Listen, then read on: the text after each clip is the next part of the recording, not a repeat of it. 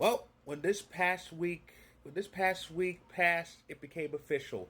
Beyond the Gates has lasted longer than the current length of an NFL regular season.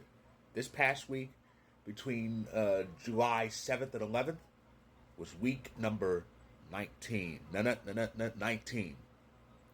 Special number to me. For one, Joe Sakic. For another, that's how many Grey Cups my Toronto Argonauts have, but that's another story. And yeah, so they came back from their hiatus on July 7th, and whew, they sure brought the craziness, didn't they?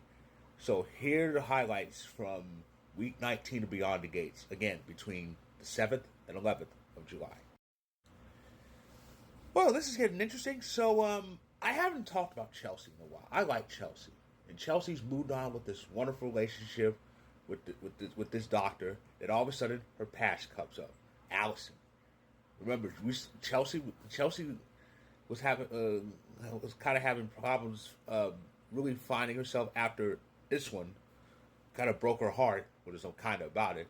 And she does move on, but all of a sudden, Allison swoops in and wants to be back in, and she's starting to get on a bit of the relentless side. This always happens. I see this a lot, well, especially on Lifetime movies. Allison sees Chelsea moving on, and well, she wants to be part of it. This is going to get interesting, and of course, later in the week we see she's kind of in borderline obsessed mode. Yeah, business is going to pick up in that regard. Andre is such an idiot.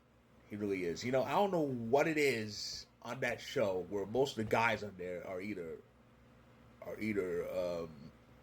clowns, jerks, or just plain stupid, because all that describes Ted alone. But still, Andre should be running away as far as he can from that woman. Instead, there he is, just chatting up and acting almost flirtatious. Now, thankfully, nothing has happened yet, but I hope Andre isn't stupid enough to actually try to get with her. Two reasons. One, Ashley's a neurotic nutcase, and I'm being nice when I say that. And number two, Danny. Yeah. Yeah. Andre needs to tread very carefully. By tread carefully, I mean run for the hills when Ashley comes around. I've said this before and I'll say it again. I love Vanessa. I do. It's more than just the actress playing. I've been a fan of Morley ever since I saw her in the Lifetime movies. But Vanessa, the more I watch Vanessa, the more I just absolutely love her. She is amazing. And one thing I really love is how she pretty much has Joey by the yeah. I won't complete that sentence. But she's no nonsense. She's driven. She knows what she wants and she goes after it. You know, I absolutely love her. She's 5 feet 4 inches of pure confidence and power, and just she's just amazing. I absolutely love her, and yeah, it's always a treat to see her. She was one of the main reasons why I tuned into this show from the beginning, because like I said, I'm a fan of Lauren Bioli, and plus Vanessa, I knew her character Vanessa would just be amazing. I just knew it. A hell of a lot, and I mean a hell of a lot, happened on the July 10th episode. So it started off with Haley and Leslie talking to each other. Oh boy, that's like a sports fan seeing two teams you can't stand playing each other for the championship. That has happened to me once. Um, watch them align together. It's gonna happen. I'm a wrestling fan. I know heel factions when I see them. But anyway, um, and of course Eva was revealed to not Eva. Kat was revealed to have sabotaged Eva because Kat's a petty. I'm not going to complete that sentence either. Um, but the main thing that stood out, I mean, the main thing, Leslie and Nicole. Now, Nicole was actually waiting to meet Ted. And yes, she agreed to meet him, I think, at that diner. And Leslie went on and on about the affair, and Leslie was belittling Nicole, and this, that, and the other. And finally, Nicole snapped. She put her hands right around, um, right on Leslie. It was wild. Now here's the thing. I love Nicole for doing that because Leslie had this coming. However, I also hated Nicole for doing that because she gave Leslie big ammo. Remember now, Leslie's already riding high because for all intents and purposes she hasn't even been charged for the shit she did. And then Nicole snaps on her.